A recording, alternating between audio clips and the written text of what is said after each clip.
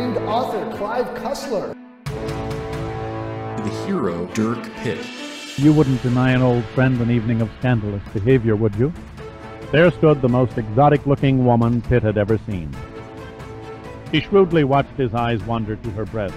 If you keep staring at me, I'll be forced to charge you admission.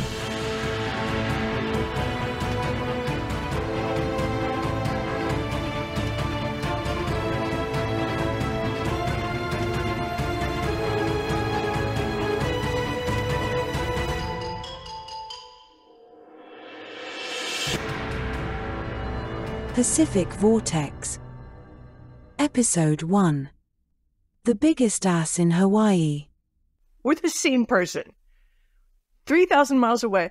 You might be a man, that just happenstance, but you're really me. A better education, a better country, a taller family. You know, it's just like that neurologist. Everything would work out better if I was just born a guy. You'd be amazed how often I hear that. What? Even though you're a guy, you're just like me. Oh, that's extremely relatable. Do you mean that means you have charisma? Me and Steph, every time there's one of those like online quizzes, like most men are like this, most women do this, whatever behavior they're talking about, it's like men do this and women do this. I'm on the women one, and Steph is on the man one. I could see that because the social... That's our personality. If you have a brain in your head as a woman, you're trying to like turn away from everything you've been inculcated. So anything traditionally female, you're just gonna, you're gonna get the shivers and buck against. Mm-hmm. For at least it's for some women. Like, I'm not gonna go, we're gonna go shopping and look at shoes and plan a prom or a shower. Oh, that's terribly boring. Let's talk about munitions, or like Steph does firefighting and tree stuff. That's far more interesting than traditional female stuff. But traditional female stuff is relaxing, and there's a whole thing about this. We don't have to go into trad wife stuff. Oh, I know. Also, something I saw on Twitter that was like basically about being a trad wife, and it's like this. And I'm looking at that going, that's already most of what I do, because I do most of the cooking, I do most of the meal prep, I do most of the cleaning, I do most of the driving kids around. How do you do anything else if you have 3 teenagers you're driving around? How do you do anything else? That's impressive. I wish I could be a trad wife. That seems relaxing. Steph makes more money than I do. It certainly has a veneer of Phyllis Schlafly evilness across the whole trad wife. Yeah, because they say like being a trad wife is just like caring for your family and keeping a good home. But it's also under these various other umbrellas of... Oh, yes, you can't be dirty. You have to have, like... Taking away your freedoms, and you don't get to vote. Good times. Good times by all. How have you been? How's your foot? My foot is mostly better. Like, the spot still hurts, of course. But I did my first full workout yesterday in 3 weeks and killed it, so... Oh, that's wonderful. Excellent. How about you? I had to clean my glasses every time because you're bathed in this soft glow of sunlight. I don't know if my glasses are hazy. Oh, we saw the movie Damsel. I don't know why. My husband thought I was a little depressed. He was like, let's watch a princess movie. Talk about stereotypes. He was like, we'll put on a princess movie. That'll make you happy. There's nothing in our relationship that has ever led him to this thought. This is his own machinations. Gotcha. We've only been together since we were 16. It's not like we should know each other. But he puts on this Damsel movie. And it was fantastic because he was trying to suffer through it. The huffing and just his discomfort throughout the entire movie made it so worth it. And it was terrible. Damsel 2024. Ooh, there's a dragon. Oh, that one. The dragon was the best part. She's voiced by this lady who was in The Expanse. And she's a sexy, sexy woman. And I would want her hair someday. Agdashlu as Dragon. She was the best actor, and she was a voice. I love when that's the case. Oh, the movie was horrific. I can't believe they made it. The script didn't sneak up on you. You know you're making a bad movie. Why go through with it? Because that's the only movies that get made nowadays. It looks like they spent tens of dollars on CGI. Ooh. But my husband was trying so hard. He was like, you're having a bad day. Let's put this movie on and cheer you up. It did for the wrong reasons. This sucks. I love it. But like you said, there's no good movies. we're cycling through all content. It seems like all of it. We've consumed it all. Let's restart learning new and exotic languages like Finnish, which you can't convince me is an Earth language. We've reached the end of the internet. Yeah, the media that I consume right now, other than podcasts basically 24/7, is I keep forgetting I have Shudder on my phone. And every new batch of movies that drops on Shudder, because it's a horror streaming service, it'll get like 3 really good movies. Like they just got Late Night with the Devil and not Infested. But they also then get 50 movies from all across the world that cost tens of dollars to make.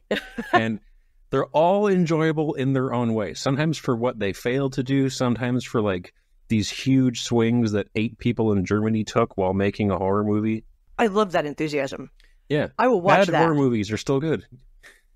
The only sin for a horror movie is it's boring, and there are a couple of those. You're right. That is a sin. There is a lot of boring monster movies. Wow. But I'll still watch them. I imagine I liked them when I was a kid. I imagine it's very slow-paced and unwatchable now. Them as the Big Ants?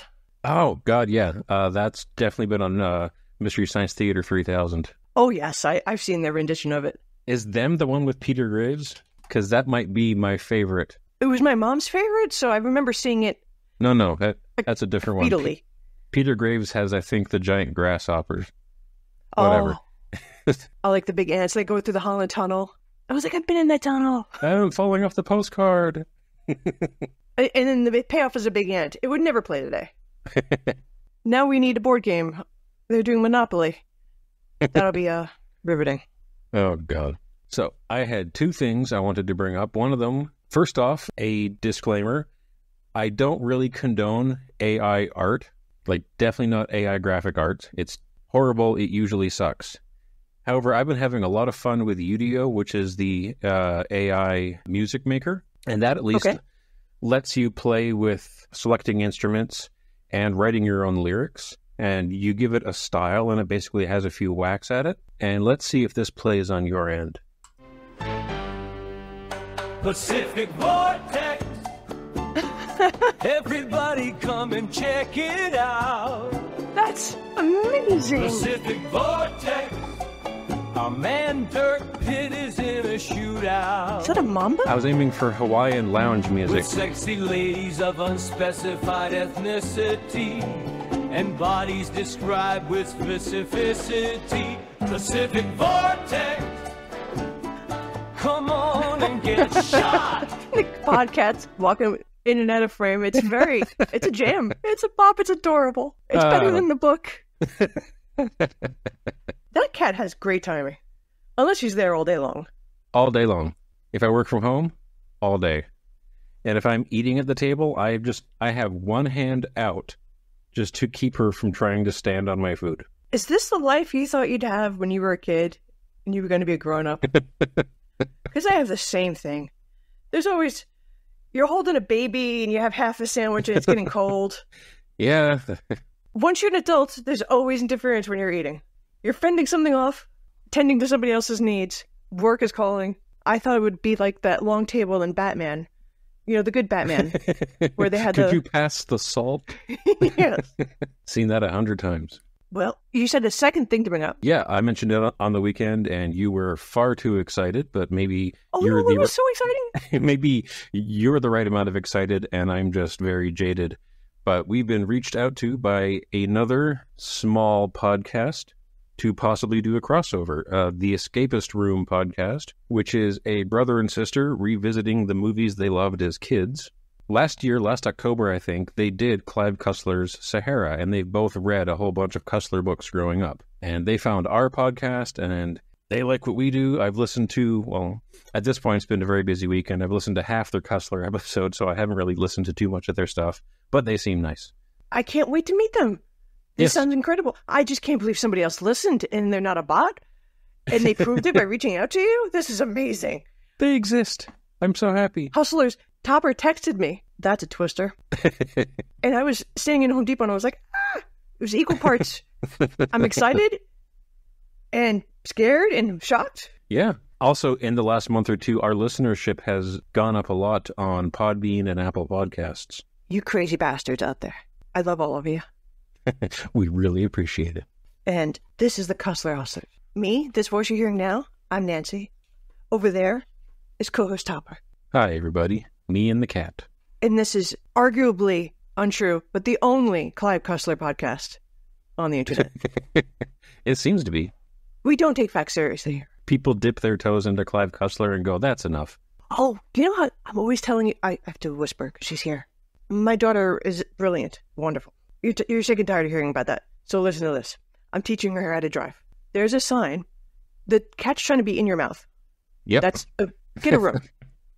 This is bad timing. I'm teaching it how to drive, and there's a sign that says slow deaf child area. And we discussed, like, those signs probably never come down. Some parent notifies my child is deaf, the sign goes up, and that's why it's there. To be on the lookout for children playing that can't hear you.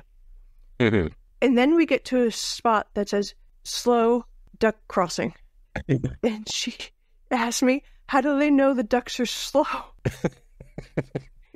And I wept for humanity. It's up there with the sign, danger, slow children. That's not nice. And the eclipse was meh. Oh, yeah. You were near that zone, weren't you? Yes, we were going to drive, but Vermont was like, please no. We have a state of emergency. People were stranded on the roads. It was just gridlock. Oh, geez. So we had to 90% totality over here. And what I've discovered is I don't give a shit about eclipses. I thought I'd be stunned. I've always heard people saying it's eerie and you have to be there. It's almost a religious experience. No, it's just making sure everybody has glasses. I like people watching and watching them enjoy it. But it's like the Grand Canyon. I got there, my shoes melted, it was hot. I wanted to sit down. Let's get back in the car. I feel like that with a lot of natural wonders. I'd rather play my fishy game or iron, do something else. And I don't know what that says about me, and that's kind of sad. I want to be awed by the greatness of nature. I'm awed by human things, like a ship in dry dock is like, oh, we built this? Oh, something just attacked Topper's hand. He's trying to fight it off. Cat hair everywhere. The cat was in your mouth. I know. You were trying to have the cat in your mouth. She was trying to be a snack. She's old. It's spring. She's shedding like crazy, and it completely covers me. Are you allergic to cats? No. Oh, good. But I am still wearing a cat hair onesie sort of exterior on my regular clothes. That's the life of a cat person, or any animal person. Lucky me. We only get... The Chihuahua only sheds when he's afraid. So if there's lightning, he's it happens all at once. Aren't they always afraid? Isn't that like their thing? He's a Chihuahua terrier. Terriers are insane, and they know no fear. He does hate men. Every man, except for husband and son. As soon as a person comes to the house, and they have a Y chromosome, they are bitten. Good guard dog. He'll go right for your throat. He'll miss. He'll get your knees. It's very annoying. Is all of the dancing I could do. We finally have to get to this book.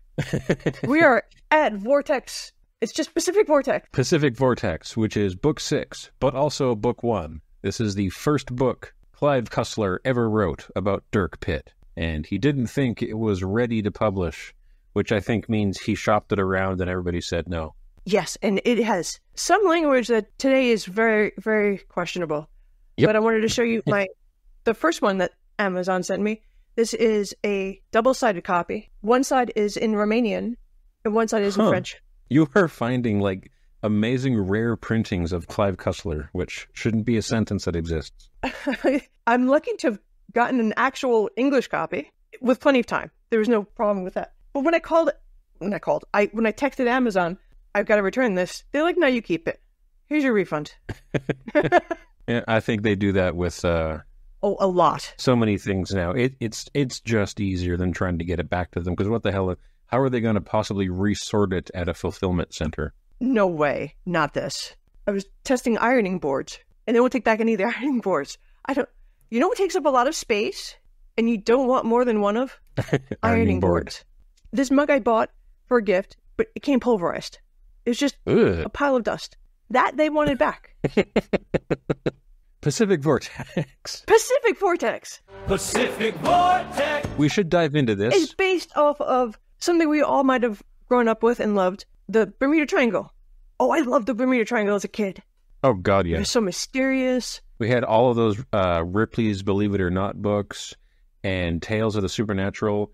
And for some reason, I was specifically hooked on shipwrecks and airplane mysteries and ghost ships. I had every book that existed for all of those. Like, I had 10 different books that mentioned the Mary Celeste. I loved the spooky ships genre. Yeah. Like the true crime. Oh, it was pre-true crime, but like the baby true crime genre of ghost ships. Unsolved mysteries, but actually happened. It'll get you to the creepy. It's a morbid road. Yeah. You don't get to ghost ships because something happy happened. Yeah. Some people like Nessie. Some people like the Sasquatch or Bigfoot. And you're in Bigfoot's neck of the woods. I consider it boring. Bigfoot's Yeah, a little bit. a whole bunch of nothing.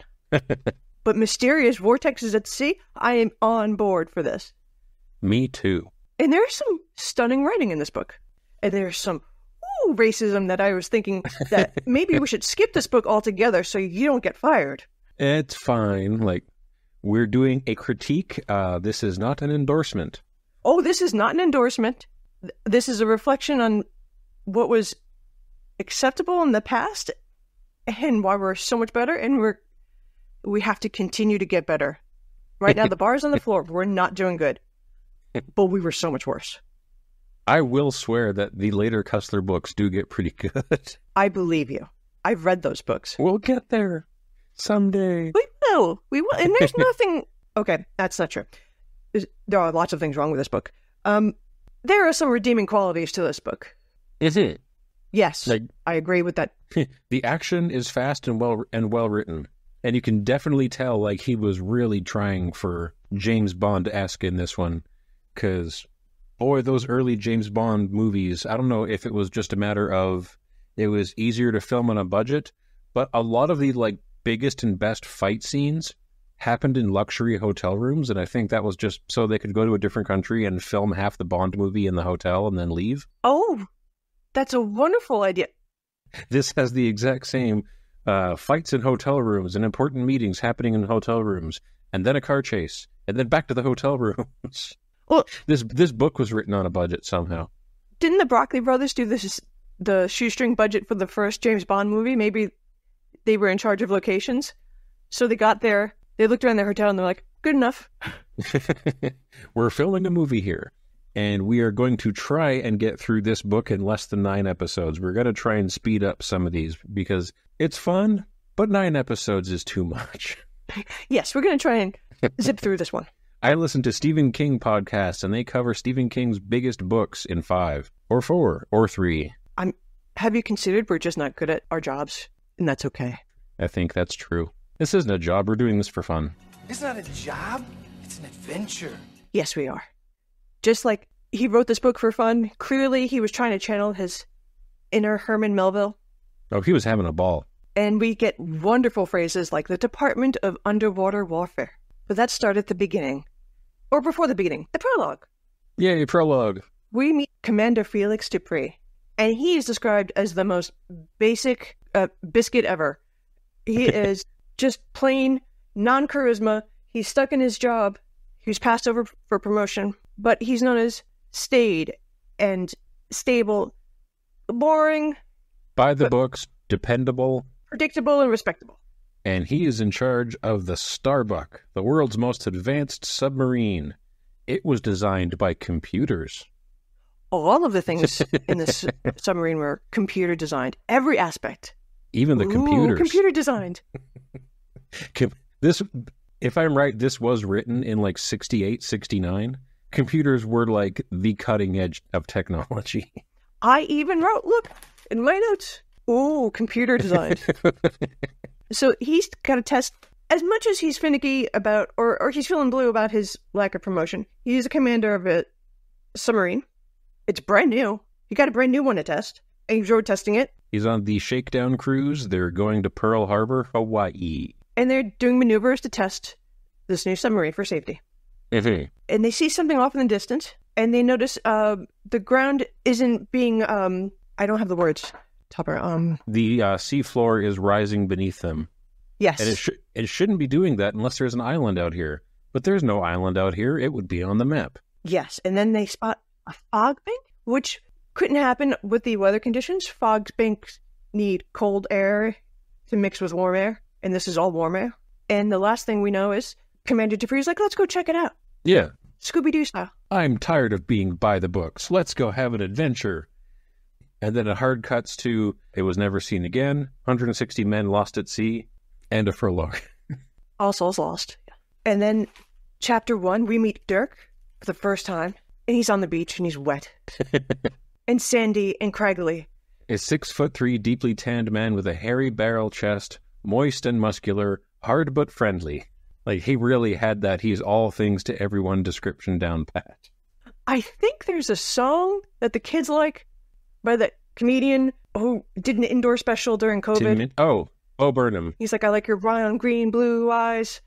Yeah, pretty baby. I love your hands because your fingerprints are like no other. I love your eyes and their bluish, brownish, greenish color. And it was brilliant because he put in, I love your blonde, brown, black hair. Yeah.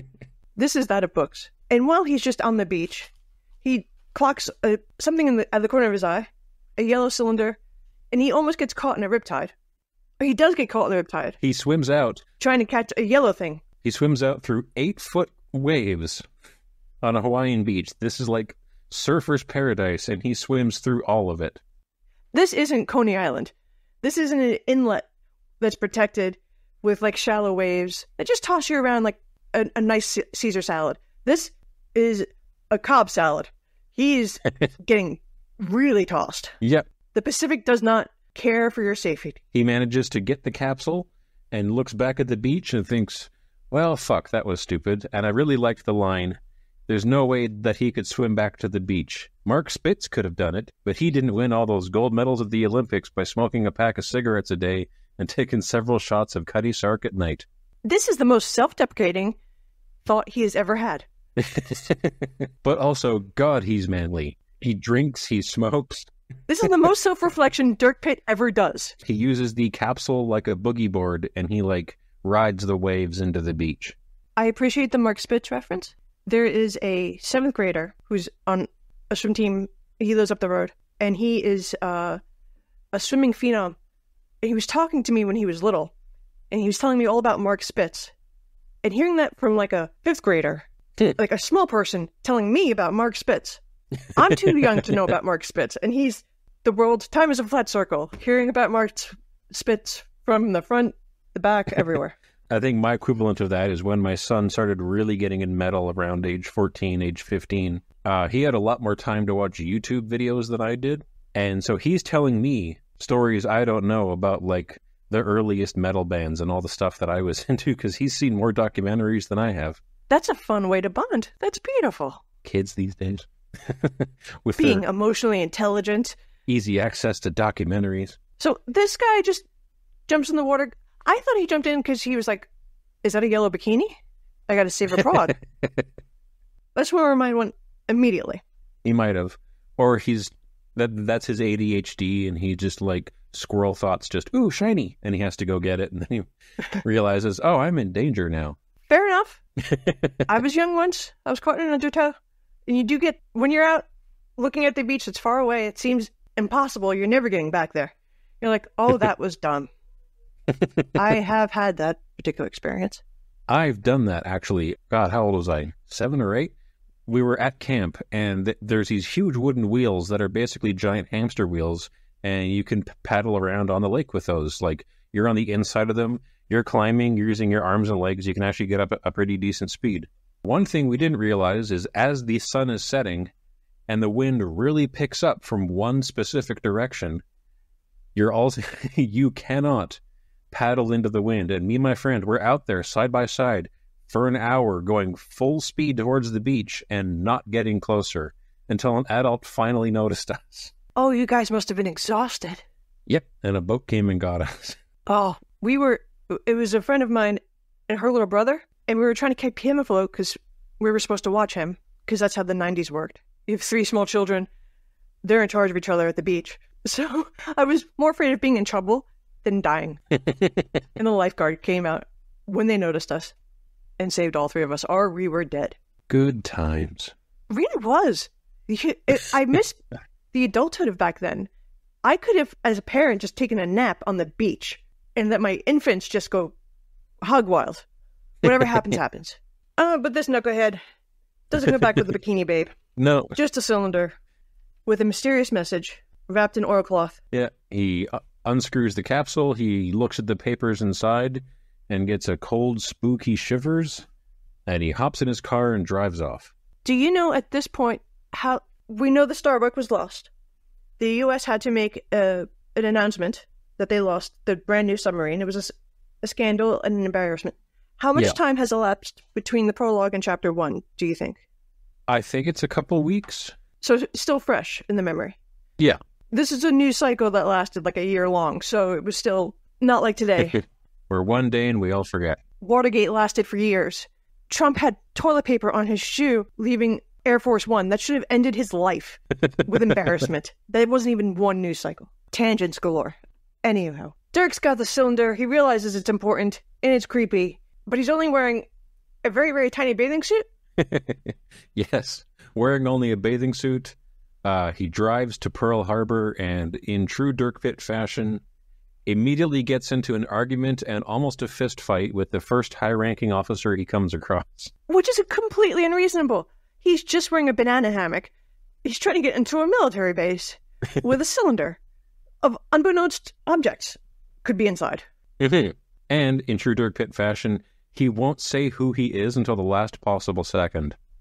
So, he's taking these... He's always irritated when someone asks for ID. He's taking these papers to an Admiral Hunter. He says he has to meet Admiral Hunter right away, and the Navy clerk, who I think is actually a captain, is like, you can't go in there. They almost get into a fight. But then Admiral Hunter comes out and kind of saves him, and you think for a second Admiral Hunter knows who he is. But then Admiral Hunter brings this guy wearing a bathing suit into a meeting with, like, other high-ranking officials at Pearl Harbor, and Pitt is a dick to all of them. While dripping on the carpet. Yeah. And the Admiral is now... He didn't even towel off. The Admiral is about to call the Shore Patrol, which are the Navy cops, I guess, until somebody catches up with the plot and says, but that's Dirk Pitt, NUMA Special Projects Director, also the son of George Pitt. And everybody in the room is like, oh, shit. Hi, fellow officer. How are you? Sorry for all the insults we just threw at you. Why wouldn't he stop to put on clothes? Because these papers were important. But it's been months. We've just established it's been months. Why did he just not put a pair of pants on? I get it. Sometimes you have to skip a shirt. Yeah, because that would make this scene so much better if he's just like standing there wearing a bathing suit yelling at admirals. And you know, that uncomfortable feeling of when you're wet in a bathing suit and you go into a room that's air conditioned. He's got to be freezing. His nipples have to be like little pepperonis. Well, he drove all the way across Hawaii in like an open-topped Cobra, so I'm sure he's dried off by now. And chili. And never say pepperoni nipples ever again. Did that evoke something in you? You're off the show. But now we get chapter 2, which is actually kind of great. Oh, wait, before we've got... Oh, all right. Everybody's smoking indoors. Oh. Now chapter 2. I'm surprised they weren't drinking. They didn't have breakfast yet. Oh, okay. In chapter 2, we get an account of Commander Dupree's last days, that he hit an underwater mountain, locked out 2 guys, and the captain ordered mass suicide by doctor's injection. Mm-hmm. To ease their suffering. And then he's going a bit crazier. A bit crazier. He did a full Jim Jones. The people who are reading this are talking about how could they be out of food and how could they be out of water? The nuclear reactor would keep the air and water indefinitely, and there should have been 90 days worth of food on the ship. And as long as you have fresh water, or water you can make do with, you can really live a long time without food. It's almost a month, I think. Like air and water, it's, 20-something days. There are people that do like 90-day fasts. It'll suck. You can do it. It doesn't seem healthy, but I listened to Penn Jillette, and he talks about these people that check into these vegan centers and do like a whole month to 90 days where they just lie down. They do nothing but drink water. Oh, now you're bleeding. I don't know if you can see all the blood on my arm right now, but now the cat's gone. Podcasting is dangerous. But his weird zombie log ends with, "They've come again, the tapping on the hull. They're almost through the hatch. Why do their ghosts haunt us?" Because when the submarine got hit, or hit a mountain, or whatever the hell happened, there were still some people like up on the conning tower with binoculars, because they weren't like at war. They were just underwater. Yeah, they were just bombing along on the surface. And then they hit something and sank, and they drowned everybody who was outside, and he thinks their ghosts have come to get. And the people going over this don't understand, because it takes just a few seconds to let the people on the conning tower in. Nothing could have sunk it that fast, as per the dialogue. No. Whether that's true or not, I'm not gonna. I would be like, let those guys swim. They're fine. They'll make it to Hawaii. Close the doors. But then he very sanely gives their final position, which makes no sense. And that is the end of the log. And chapter 2. Yes, it is. And the fact it makes no sense does come back later, which I appreciate. But now we get chapter 3, which is maybe the greatest chapter in any Dirk Pitt novel ever. It is delightful. I've got, like, half my notes are for chapter 3. Let's hear him. What do you got? Oh, God. All right, so Pitt is at the hotel bar with Captain Chinana. I'm not sure how to spell that. That was very weird hearing it on the audiobook. Let me go back. Who I think is one of the people that he got in a fight with. And they discuss the nasty business of the Starbuck, and they talk about the Pacific Vortex and all of its mysteries. Oral Sinana. Sinana? Cinana. Oh, okay. First name Orl. Why does Clive Cussler hate us all? You couldn't, George, Tim. We have a George in chapter 6. I believe you. How do you know that? And you could just pull a number? Jesus Christ. I have extensive notes. I have detailed files. Pitt's like, well, we have its final position. How come we don't just go find the submarine? And Orel says no and just leaves. And like, that was really weird. So Pitt says he wants to get drunk and get laid. And do you want to handle our first Pitt girl introduction? Oh, yes. We meet Adrian Hunter, Admiral's daughter, in Town Bicycle. Yep. We specifically meet her hands and breasts first before we meet the rest of her. Yes. Doesn't she go up to Pitt from behind and grab his waist? Yep. He's sexually harassed first, which is it's a breath of fresh air. They're so modern. For a woman he's clearly slept with and will sleep with again. He's leaving that door open. He hates her. Yeah, he's really not hiding how much he doesn't want to be with her right now. And she's like, oh, I'm surrounded by thousands of men in uniform, but I only want you. He sounds like such a catch. He knows, he picks up on social cues. He's always dressed right for the occasion.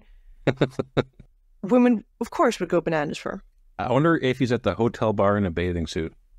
Yeah, just the banana hammock and the pencil eraser nipples. I didn't say pepperoni.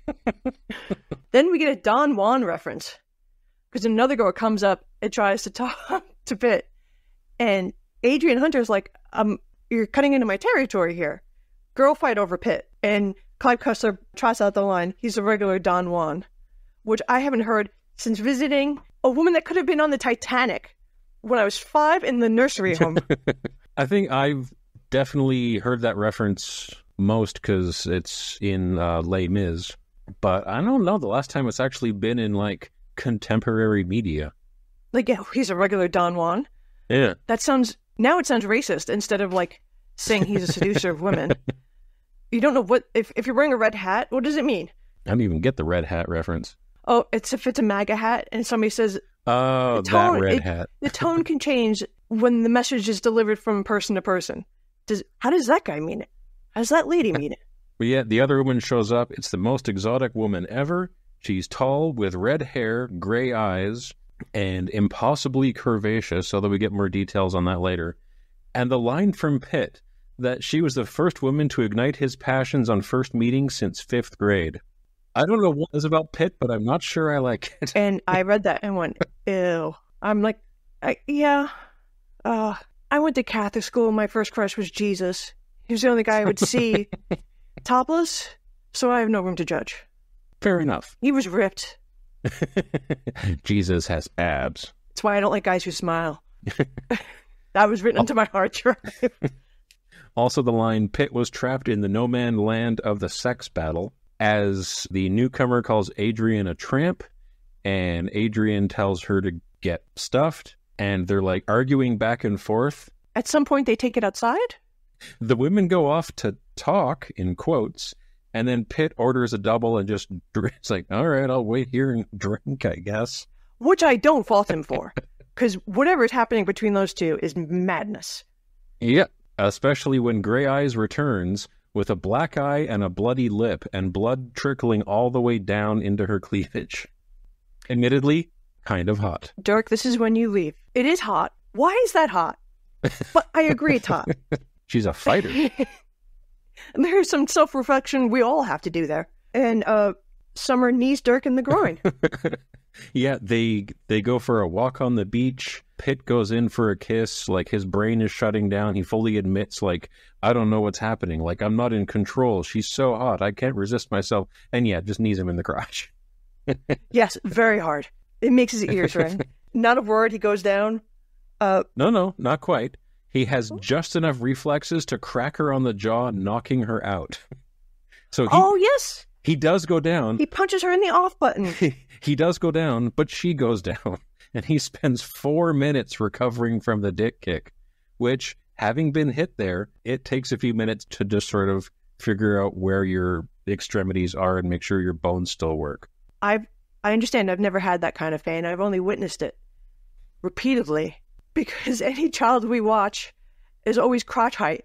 It runs right into Jay, like, oh, I'm so happy to see you. Boonk. Yep, been there. That's so much fun every time. I hate that age. But this was like a Gotti Ward fight. Very few punches, but very total fight. Total boxing happened. I don't know if you know who Gotti is. Ward? I know John Gotti. It was Mickey Ward. And different Gotti. Same spelling. The boxing matches were incredible to watch. And later, the Gotti character was strangled by his wife with a Gucci purse. Arturo Gotti? Yes. He's Canadian. I didn't bring it up because he was Canadian. No, I just thought that was neat. That's the first thing. A Canadian professional boxer. Fun. Oh, you got to watch them. The fights are total war in boxing form. Nice. We see him from the body punch also strong. In addition to the head, go back to the body again. And he risking another low blow penalty to try to get Ward off of him and lands another big shot. Did Ward punch himself out for the time being with that tremendous barrage in the first minute? Just look at this. Unbelievable. So, like, they just beat the crap out of each other. I think that is part of being a Canadian. Like, we just had the 9-year anniversary of the Robbie Lawler versus Rory McDonald UFC fight, which was the fight of the year for that year, I guess 2015. And Rory McDonald is from one town south of me. Oh! So he's like a very small town Canadian guy. And he made it all the way to the top of the UFC. I think he had 3 championship bouts. He didn't win the championship bouts, but he just like mowed through everybody else. He was like one of the most dangerous strikers in the world. But because he's this boring Canadian guy who just kind of sits and talks like this and isn't exciting, he had fight of the year with Robbie Lawler. They both destroyed each other's noses to the point where, like, they're covered in blood, the ring's covered in blood. They both go to surgery immediately after the fight. Oh. And he gets cut because he's not exciting enough. That's not fair. No, that really sucks for him. Well, neither Ward nor Gotti were great personalities. They just were punching machines. Yep. And there was this boxing announcer, Larry Merchant, who had no filter between his brain and his head. Brain and his mouth. And at one point, he's like, this is great. I'm covered in blood. That sounds like something my kids would say. He was a 70-year-old man. He was like, I'm covered in blood. This is awesome. I love when you're at the age and you sort of lose all the filters and you regress. You just give no fucks. During one boxing match, the other announcer said that guy has a glass jaw. Larry Merchant says that's an insult to glass. Excellent. It was so mean. It was just wickedly mean. But entertaining. This is horrible, but it's not boring. And that's the kind of fight Dirk Pitt engaged in with this lady Summer. A brutal... where they both lose. 1 second double KO. Oh yeah, we learn her name is Summer. And we don't see more of, what's her name? Adrian. She takes her beating and just slinks off. Yeah, Dirk examines Summer, of course, at least she isn't wearing lingerie this time, describes her body again, and finds a hypodermic syringe in her hand, And he's like immediately suspicious because I'm assuming he gets kicked in the groin a lot by women, but they usually don't have syringes. No, but it does come up again in later books. So now this establishes a pattern. He's got to frisk everyone thoroughly. It's not that he's being a perv. It's a matter of safety. So he hoists her over his shoulder and he carries her back to his hotel room, although there is a bit of sneaking around because you can't just wander through a Hawaiian beachfront resort with an unconscious woman over your shoulder. I assume? I would have preferred if he tested that theory. Yeah, that would have been great. Because let's see. What's going to stop him? You're the night desk on duty. You're that guy. He brings her back to his room, lays her on his bed, and after he has a shower and a drink, that's when he finally wakes her up. And we get probably the worst line in the book so far. Well, I'd imagine she'd have some deep brain trauma. She's been unconscious for some time. That was a while. You're not supposed to be unconscious for that long. Even a second is like profound brain damage. Minutes. She's not waking up without relearning her colors. But in books, it's always super easy, you know? You get knocked out from a blow to the head. An hour later, somebody sprinkles water on your face. You're just like, oh, I'm back. And she's with it enough to be like, I have to use the restroom. She turns on the water and escapes out the bathroom window like it's a bad date. I was going to say, we're not there yet because there is some fun stuff. Well, fun, variable. There is some fun stuff and some horrible stuff first. So she wakes up and she's like immediately shocked, like, you hit me. And Dirk's response is, and now I think I'll rape you. Cool, dude. Why? And she says, you wouldn't dare. And Dirk says, how do you know I haven't already? That made me feel deeply icky. I've just written in all caps, Clive. But then Pitt pretends to call the cops and she freaks out and says that she'll tell him everything. And then she judo flips him and she runs to jump off the balcony until realizing they're on the 10th floor. Which wouldn't have stopped a Bond girl. But then they have some back and forth and she pretends that she works for naval intelligence and she's spying on him to get information out of him about the Starbuck. And Pitt explains that she can't be a spy because she has no backup, no gun, no transmitter, and she's using the wrong slang. And that's when she like goes to barf in the sink and she's like, oh, I have to wash up. And then she sneaks out the window. Which is respectable. And if she has no game at all, that's a heck of a pivot. Once she finds out that she doesn't have the right slang or the right accessories, she knows she's got good pivot on her. She's using odd language and like she has a faint accent he can't place.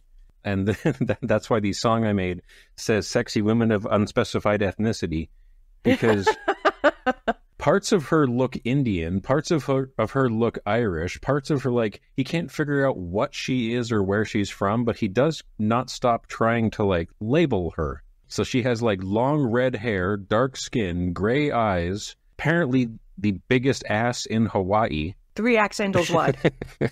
I would bet money if we went back in time, people would spend the rest of their days seeing a woman like that trying to pin down what ethnicity she was in the 60s and 70s. Like, that would break their brains. Dark skin and red hair, curvy, but no boobs, just butt. Yeah. Where could she possibly be from? Is it Mars? Is it an alien? They'd short circuit going, do I be racist towards you or not? You're hot, but I'm racist. What do I do? And that would have just short circuit. People would have lost jobs. They would have called up sick to work. They would have red strings. Like, maybe she's Polynesian. But she would have been famous. Liechtenstein. Maybe that's in there. That was chapter 3. Chapter 4. Chapter 4. Getting to my name. Oh, Dirk is naked. And I thought I'd remember because I just read it. And I wrote down notes up until chapter 3. Oh, Sandecker comes to visit for a whiskey breakfast. Yes. We meet Sandecker for the first time here. The first time ever. But even though it's the first time ever, he's still nattily dressed, which is how he's described in every single book. I like that he had a vision for Sandecker and he stuck with it. Never deviated once. A small, incredibly neat, fussy little man who's also a tiny ass kicker. But 9 hours ago, he was in Washington, so he's like, forget coffee, I want a drink. So Dirk gets the scotch. And then Sandecker yells at him for 4 pages. Okay, you're the worst, you're the best. I love you like a son. We're going to have to send you on a mission and get you killed, Dirk. Yeah, you stepped in it with the Starbuck. The Joint Chiefs have sent me. The whole Navy's in a tizzy. Like, you read those papers. You dragged yourself into this. The Starbuck is super advanced. We can't let any other government have it. You're the prime target for enemy agents to kidnap. Knowing you, they'd send their hottest woman. And Dirk says nothing to this. Like, yeah, that... Dirk just looks hurt. Like... That never happened. This is the first... Yeah, I do appreciate he has the self-awareness to go, oh. He's like, oh, I'm sad that he thinks so little of me. Sandecker dad. That I'd fall for a woman. Why do my balls hurt? Is that your edit? Oh. No, that's Dirk. I know. Okay. Appreciate that. Cat's vicious. And I don't understand. He just found the capsule. He has no knowledge of where this vessel is. Starbuck is gone. Just because he caught some debris. He does, because he read all the papers, and the papers ended with the Starbuck's last coordinates. So in theory, Dirk does know where the last position of the world's most advanced super sub is. It was designed entirely by computers. By computers? The Russians are chomping at the bit. The Russians don't have computers. Anyway, Dirk's had enough of this. He goes and takes a shower. Puts on his finest white linen shirt. White linen suit. Pink shirt. I don't know how Clive Cussler nailed Miami Vice look for the 80s. In 1969. Maybe he set it down and the 80s just picked it up as if it was his idea, but he really nailed it. And I was wrong. We get George... Out with Don Juan, in with Don Johnson. We get George in Chapter 5. Because this chapter starts off with him going, he's about to have a meeting with Admiral Hunter. But then he packs a Mauser full-auto pistol, which is wild, and which Clive describes with, like, horny levels of detail for how awesome this auto pistol is. Yes, but he wraps it in a towel. Mm-hmm. Understandably, so he can leave the resort without being like, guy with a gun. But then he puts the gun wrapped in a towel behind his seat in his little tiny car, the Cobra. Mm-hmm. So it's behind the driver's seat. Anybody knows, if you have to read something in a hurry, you put it behind the passenger seat. That's a straight line. Yeah. He's not very smart. So it's really locked. Like, he moved the seat back. He put a cover down. He basically buckled that gun in the back seat. He cannot get to it. It's in a baby seat. 5-point harness. Pacifier. That's a silencer. Oh, that's darkly funny. Oh, dead babies. Anywho, he's being tailed. And he notices this windy road. Is he being tailed before or after the museum? Because, I mean, a lot of stuff happens at the museum, but there's really only one tiny bit of it that's even vaguely important. Oh, you're right. He's being tailed after the... I forgot about the museum. He goes to meet his... You forgot about George. I forgot about George entirely, even though you name-checked him several times. That's really reassuring. But, here we go. George is a Hawaiian guy, mountain of a man, and learned professor in charge of a Hawaiian museum. And Hawaiian Natural History. It's the Museum of Polynesian Ethnology and Natural History. And I did appreciate a bit of this because you could rag on books from the late 60s, early 70s, you know, xenophobic, Americocentric action-adventure novels for being told entirely through the American perspective. But George talks for several pages about how the white people are destroying his culture. Yes, and it really reads like it would today. Like, people are coming here. They keep coming. More of them are coming. It's ruining everything. It's what the Hawaiians are saying now. Yep. Listen to them. And he also predicts a time when there won't be any Hawaiian people left on the island, whether through cultural absorption or just being priced out. And we learn that after George says all of that, he's friends with Dirk because Dirk is trying to find the location of King Kamehameha. Yes. Which is very Brady Bunch sounding. And one of the things that jumped out at me in this little jaunt here was I think the king could have tolerated the mainland Haoles, Haoles, which is Hawaiian for gringos or guys, just white guys ruining everything. I think he could tolerate the mainland Haoles if he knew that 80% of his kingdom was now populated by Orientals. He's not talking about rugs. Yeah, I did have that highlighted as well. Where did that go? That was a little weird, yeah. Talk about Hawaii was taken over by Orientals and not, America. Yes. So that part wasn't perfect. But at the very least, in that section, there was a fun fact. I had no idea that the Polynesian language only has 7 consonants. And it's maximum one consonant per syllable, which is why they've got these incredibly long, by our standards, names. But they're very musical, they're very lyrical, because it's every consonant is vowel, or every syllable is vowel, consonant, vowel, consonant, vowel, consonant, vowel, consonant. It's neat. That would make me go blind. Imagine reading a list of names. I was given a list of measurements, but somebody made every line a different color. I was like, I'm dyslexic. What the fuck are you doing to me? Oh my I got God. irrationally angry. We get emails from the kids' school, and one teacher does that. There'll be like just at random, regular font, bold, italics, underlined, different colors, and occasionally changing font. You have to kill that person. It's an exciting email. Pain in the ass to read. You just have to reformat the whole thing and print it out so you can read it like an old person. Paste the whole thing in the notepad. There, I fixed it. And fax it to yourself. But they spend a bit of time talking about the Pacific Vortex. They talk about the mythical forbidden island to the north, which is only rumored to exist, cannoli. Yes. Well, for me, a cannoli is a fried dough pastry with a lovely sugar cream and chocolate chips inside. It's wonderful. If you've never had one, I highly recommend. Yeah, see, that's how I wrote it down, because I'm only hearing it on the audiobook.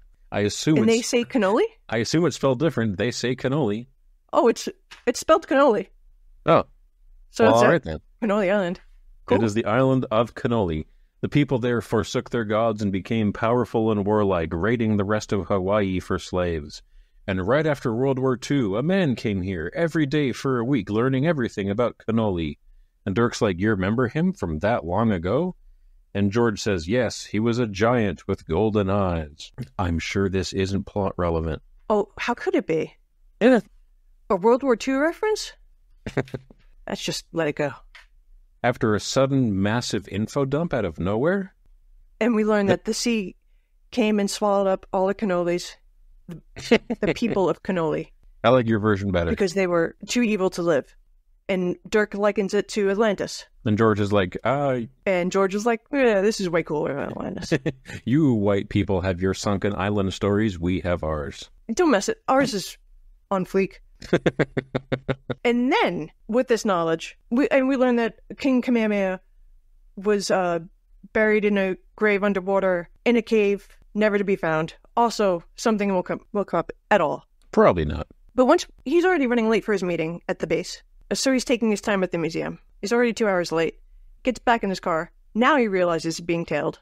Yes. On the mountain highways. And he plays a clever game of hit the brakes and let the bad guy drive off the cliff. Well, first, the bad guys are shooting at him. Specifically, a black, pockmarked, long-haired, yellow-toothed, evil-looking man. Why do we have to bring yellow teeth into this?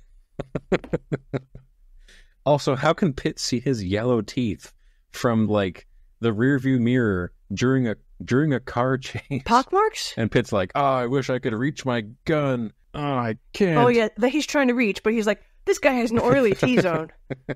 But this is like every James Bond movie. So, like, out of nowhere, there's a car chase, and one car goes, off the cliff, and crashes into a telephone pole. Before that, Dirk's trying to find a plan, an action to get to the gun that's buckled right behind him. And he can't. So he just does the cliche thing and, woo, off the cliff. And this guy lands spectacularly. The car goes one way. He tried to jump out another way. And he's skewered? Shish kebabbed. On a telephone pole. I think shish kebabbed. Which is painful on a telephone pole. But he's like super... It didn't sound comfortable. He's super dead. Yeah, he's like a pizza roll. There's nothing solid left in him. Dirk goes off and borrows a phone from a nearby house and calls Admiral Hunter. And Hunter's like, don't call the cops. We'll deal with it. For 10 minutes. But then Pitt... Yeah. So he's got to sit in this lady's house. Pitt's like, I think I'm forgetting something. And he realizes that there's usually 2 drivers, 2 vehicles, just in case something happens to the first one. So he panics, he drives back to the car crash, and the body is gone. Just some blood left behind. So he knows he didn't go crazy and imagine the whole thing. Meanwhile, he's got to kill 10 minutes. I guess that's how he killed it. He went back to the scene. Then he goes back to the lady's house. Then he calls the police. Yeah. That saves him. I can appreciate that. I would duck out of 10 minutes of small talk too. And then he finally calls the police and gets everything handled. And the commander was very thankful when he reaches him. He's like, I don't appreciate you being 3 days late to our meeting.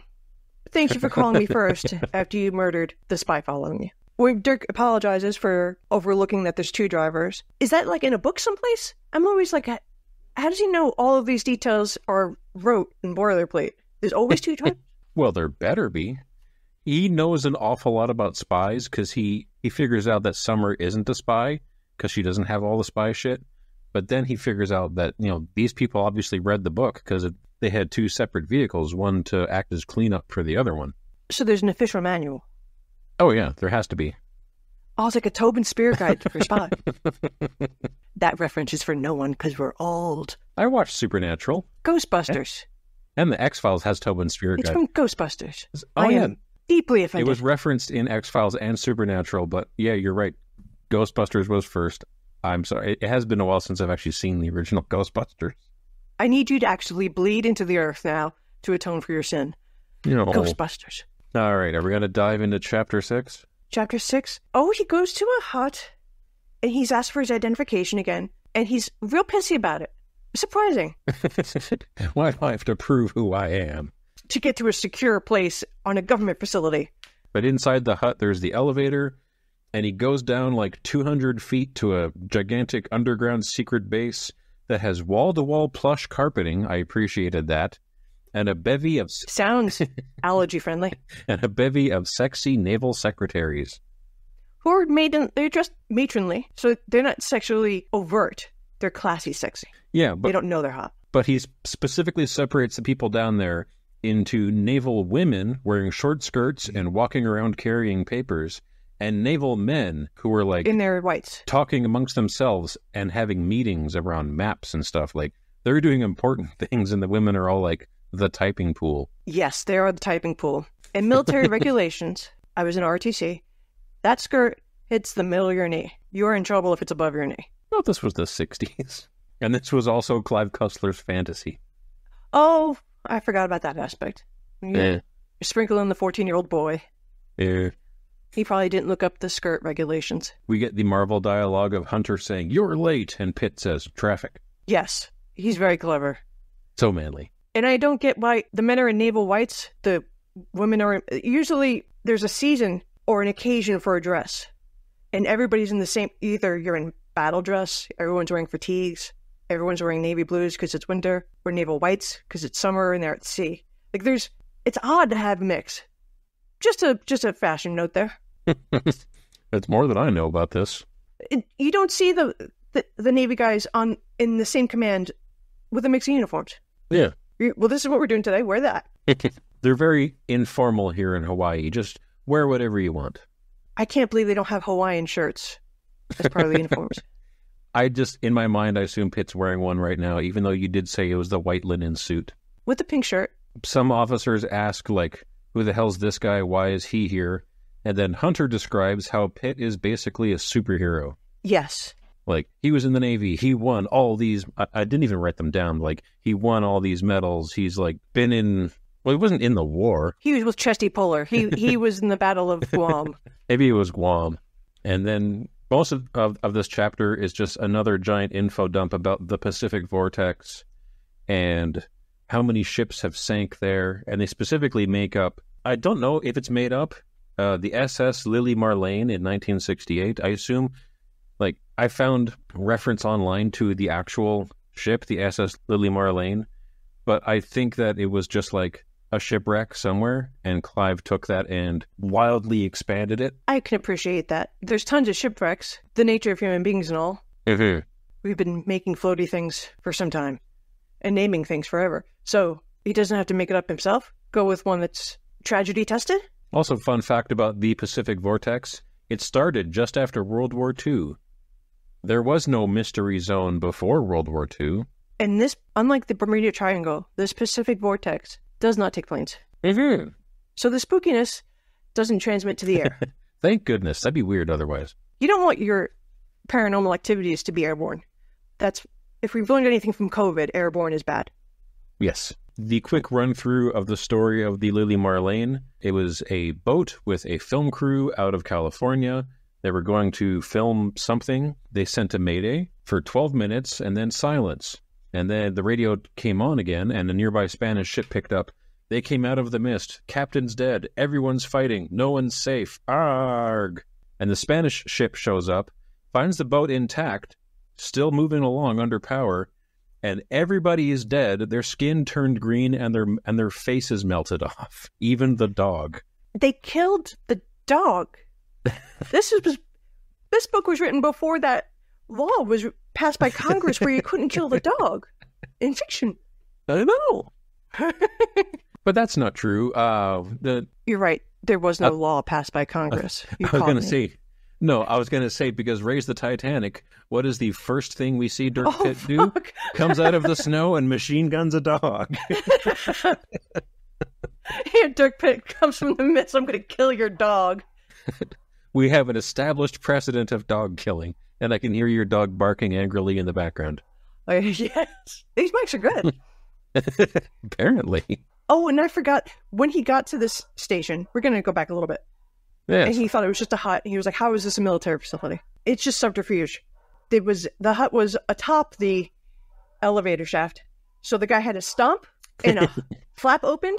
And I swear to God, I looked at a house like this when we were house shopping. Sweet.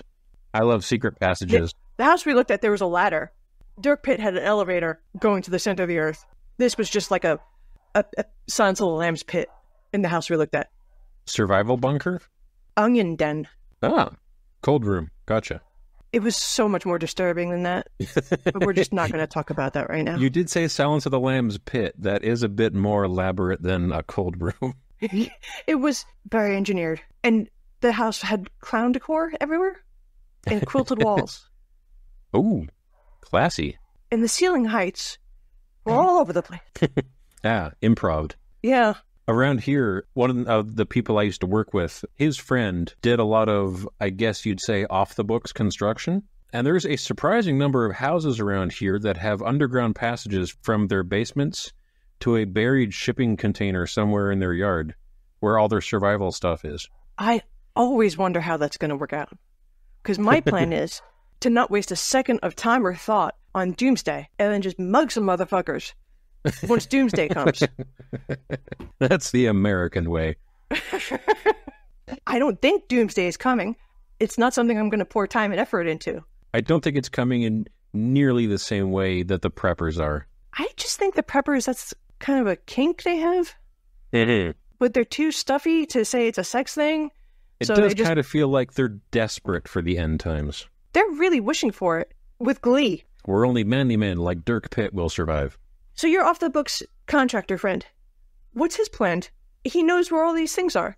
Does he have to move? Is he going to be killed? Is he a marked man? I have no idea. That's a friend of a friend who was in charge of this. And he only brought that up like way back in the day. We were on like some field inspection and we were shooting the shit. And it was only because the cops had raided some place in town for drugs and then found that, and it was the bunker full of guns and art. And I don't live in a town where you would expect someone to have art squirreled away in an underground bunker. That's wonderful. I'm so happy for you. That's great. And he was like, my friend built that. Like, that's weird, but okay. We'll wrap up chapter 6 and then I got to get back to work.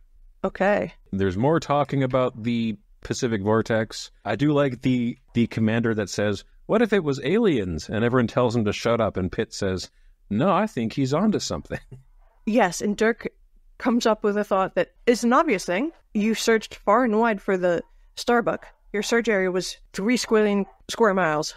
Just a cajillion squillion. You haven't found anything. You didn't find any of the missing vessels. Not just the Starbuck. Any of them. You're looking in the wrong spot. And they're all shamed. This is an area famous for missing vessels. And you found jack squat. And then he explains in like excruciating detail why the last words of Dupree from the capsule must have been forged. Just like the message from the Lily Marlene was staged. It wasn't real. And they do all this, one, as a warning that nobody should come here. But 2, they give you the wrong coordinates, so you'll search in the wrong area anyways. Oh, and we forgot to say the Lily Marlene. After the boarding crew attended the vessel to check on survivors, the ship exploded. So if this Spanish ship hadn't intervened, this ship would have presumably just disappeared like the rest of the ships in the Pacific Vortex. Mm-hmm. Mysteriously gone away. But instead, there's some kind of record for this, at least this ship. Yeah. And for everyone's skin turned green and faces melted off. So Dirk says that they wanted the Spanish ship to find it in order to, like, act as a warning. They do say that a lot of the shipping companies from more superstitious countries now just go around the area completely, so the warning worked. That should be problem solved. Don't swim here. Don't sail here. They spread the memo. Here's the spot where your face melts. It's not like a cartel is running it. I think a pollen pod just hit Topper. Yeah, He's I'm gotta about to sneeze. I'm fine. He's on the verge of sneeze. He can't sneeze. My notes for this chapter just end with, everybody agrees that Dirk Pitt is right, and gosh, he's amazing. And tall. But he's wearing a full suit, so they're not in total awe. It's not with his pepperoni nipples out. That's it. You're off the show. I knew it. Get back to work. All right, everybody. Yeah, that was fun. I'm enjoying this book so far. It is fun because it is It's light. wild. It's wild and stupid. Yes. The other books, he's put so much more work into it. This just feels like he has a movie in his mind and he's going for it. I got to some parts and I was like, there's no way Topper should be doing this on air with his name attached to it. We're going to trip over a problem. That'll be next episode. Oh, good. But yeah, if my calculations are right, we're about a third of the way through the book. So Pacific Vortex might be a 3-episoder. Do you want to just not, maybe 2 parts? Skip this, like, just annihilate this book. I guess if you think that we can do the entire rest of the book in one more episode. Well, it's not like I have gaping holes in my memory, so we'll just skip tons of plot. Woo! All right. Sail on through. I'm gone next weekend, so we will have to reconvene in like 2 weeks, and we will just beat the brakes off this book. Are you doing anything fun? We are going down south for my father-in-law's 70th birthday. It's family stuff. That's great. Hooray! So it's not fun, but it's mandatory. Yes. And you get along with your father-in-law? Oh, yeah. Our generation is bucking the trend of hating in-laws, and it's wonderful to see. Oh, and now I'm getting messages from one of my kids. Do they need a ride? Right. Yes. Some things are evergreen. All right. Goodbye, everybody. We'll see you next time. Bye-bye.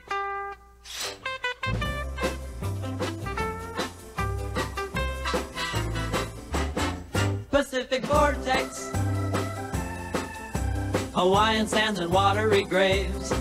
Pacific Vortex, it's mystery that Dirk Pitt craves. With sexy ladies of unspecified ethnicity and body parts described specifically. Pacific Vortex. Hold on to your hat.